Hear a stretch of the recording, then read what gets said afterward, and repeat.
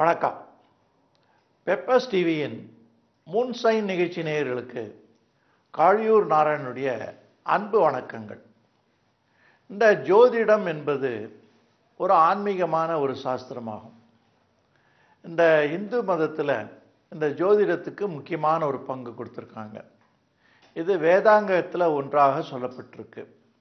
அப்படிப்பட்ட ஜோதிடத்துக்கும் பண்டிகைகளுக்கும் நெருங்கிய தொடர்பு உண்டு, இணைப்பு உண்டு. ஜோதிட ரீதியாக சிலருக்கு ஜாதக குறைபாடுகள் இருந்தாலும் இந்த பண்டிகைகள் கொண்டாடுவது மூலமாக அதுக்கு நிவாரணம் காண முடியும்னு சொல்லிட்டு ஜோதிட சாஸ்திரங்களில் சொல்லப்பட்டிருக்கு.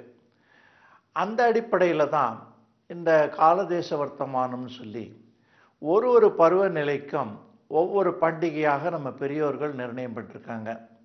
அந்த பண்டிகைகள் மூலமாக நம்ம கடவுள் வழிபாடு பண்ணுறதோட சமுதாய அக்கறையோடு சில செயல்பாடுகளை ஈடுபடுறதுக்கும், நம்முடைய ஆரோக்கியத்தை வளர்த்திக்கிறதுக்கும், நம்முடைய அறிவுத்திறனை வளர்த்திக்கிறதுக்கும், நம்முடைய நல்லுணர்வுகளை மேம்படுத்துறதுக்கும், கடவுளுடைய அன்புக்கு பாத்திரமாகறதுக்கும் செய்யக்கூடிய நல்ல சிறப்பான பல பண்புகள் இதனால் ஏற்பட்டிருக்கு. அப்படிப்பட்ட ஒரு சிறப்பான பண்டிகைகளுக்குள்ள நம்ம இந்துக்கள் பெரும்பாலும் ரொம்ப விரும்பி அநேகமாக ரொம்ப முக்கியத்துவம் கொடுத்து கொண்டாடக்கூடிய பண்டிகைகள் ஒரு சில உண்டு. அதில் முக்கியமாக தீபாவளின்னு சொல்லுவோம், அதே மாதிரி பொங்கல்னு சொல்லுவோம், அதே மாதிரி இப்போ நவராத்திரின்னு சொல்கிறோம். இந்த நவராத்திரின்றது 9 இரவுகள். இந்த புரட்டாசி மாதத்தில் ஏற்படக்கூடிய அமாவாசை தினத்தன்று மகாலய அமாவாசைன்னு சொல்கிறோம்.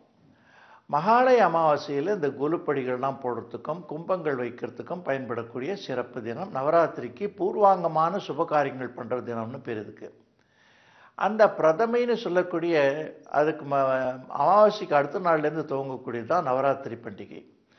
இது 9 நாட்கள் கொண்டாடக்கூடிய, இரவு நேரத்தில் கொண்டாடக்கூடிய ஒரு சிறப்பான தனி அம்சம் வாய்ந்த, கலாச்சாரத்தோடு இணைந்த, சமூக நல்லிணக்கத்தோடு இணைந்த ஒரு இந்து பண்டிகையில் முக்கியத்துவம் வாய்ந்தது.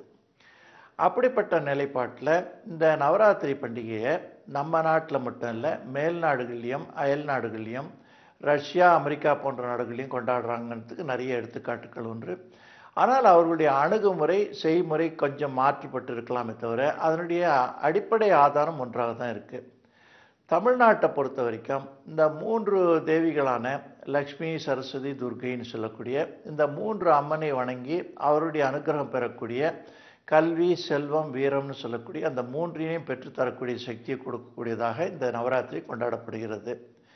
கர்நாடகா போன்ற இடங்களில் மகிஷாசுரவர்தினின்னு சொல்லிட்டு அந்த மகிஷாசுர வதம் பண்ண நாளாக கொண்டாடப்படுறது.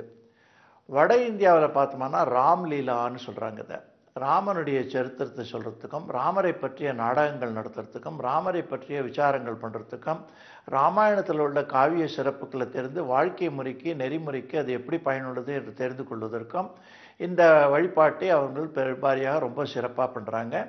அவங்களும் அதே 9 நாள் தான் அதை கொண்டாடுறாங்க.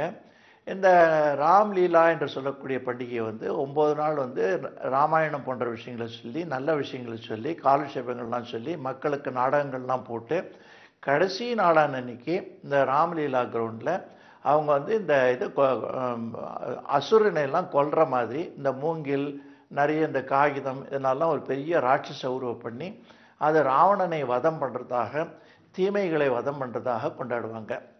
இந்த மாதிரி கொண்டாட்டங்கள் மூலமாக மனதில் ஒரு சாந்தி கிடைக்கிறது, ஒரு நிம்மதி கிடைக்கிறது. நம்முடைய வாழ்க்கைக்கு இருந்த எதிரிகள்லாம் அழிஞ்சு போனாங்க, நம்ம வாழ்க்கைக்கு இருந்த இடர்பாடுகள்லாம் அழிஞ்சு போடுதுன்னு சொல்லக்கூடிய ஒரு நல்லெண்ணம் நமக்குள்ளே உருவாருது. இதை பக்தி ஸ்ரத்தையோடு செய்யும்போது இதை விட ஒரு சிறந்த பரிகாரம் இந்த நவகிரகங்களுக்கு வேறு இருக்க முடியாது.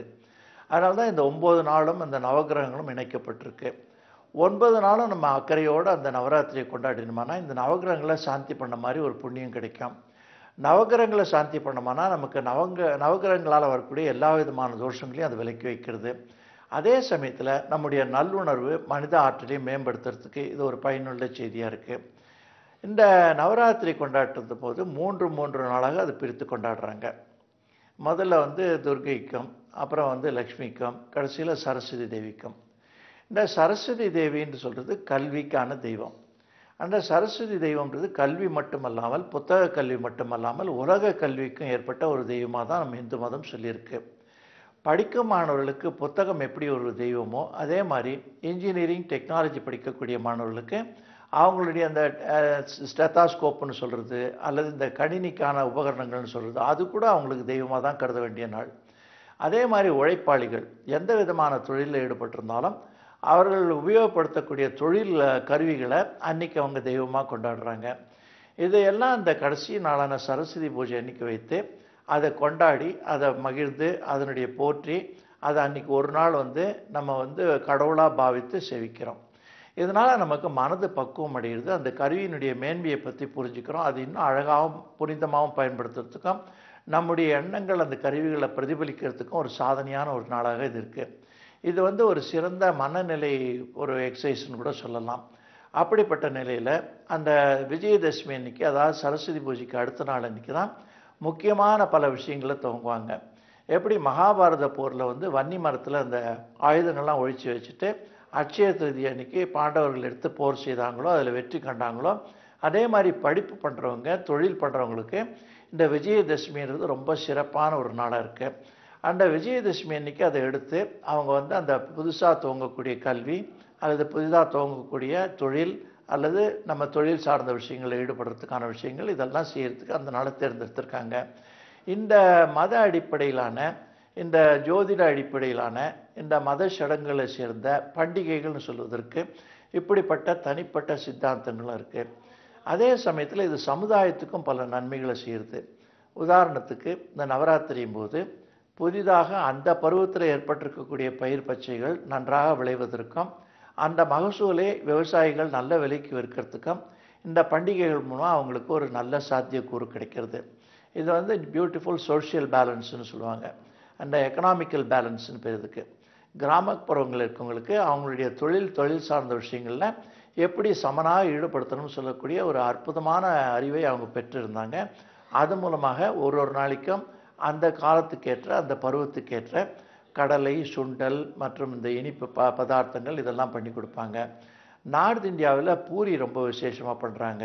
அதே மாதிரி ஜீரான்னு சொல்லக்கூடிய இந்த சர்க்கரை பொங்கல் மாதிரி விஷயத்தை அவங்க ரொம்ப கொண்டாடுறாங்க. நம்ம எப்படி இந்த புளியோதரை துத்தியோனம்னு சொல்கிறோமோ, எப்படி இந்த சுண்டல் கடலின்னு சொல்கிறோமோ அந்த மாதிரி அவங்க அதை கொண்டாடி போகிறாங்க. எது எப்படி இருந்தாலும் இதெல்லாம் மக்களுடைய வாழ்வாதாரத்தை சார்ந்ததும் கலை சார்ந்ததும் மக்களிடையே தொடர்புகளை ஏற்படுத்துறதுக்கும் மற்றவர்களை அரவணைத்து செல்வதற்கும் நம்முடைய உற்றார் உறவினர் நல்ல நெருங்கிய நண்பர்கள்லாம் அழைத்து நம்முடைய கலாச்சாரங்களை பரிவர்த்தனை செய்து கொள்வதற்கும் மிக முக்கியமாக பயன்பட்ட கருவிகளாகும். இது பக்தி மார்க்கம்னு சொல்லுவோம். இந்த பக்தி மார்க்கமான பிராயசித்தம் மந்திர மார்க்கமான பிராயசித்தத்தை விட கலியுகத்தில் ரொம்ப அதிகமான வேல்யூ உள்ளதுன்னு சொல்லிட்டு சாஸ்திரங்கள் சொல்லியிருக்கு. மந்திரபூர்வமாக செய்கிறதுக்கு இன்றைக்கி நிறைய விஷயங்கள் இருந்தாலும் செய்கிறதுக்கான சாதனங்கள் இல்லை, சூழ்நிலை இல்லை. அதனால தான் பக்தி ரேவ கலியுகேன்னு பிரமாணங்கள் உண்டு.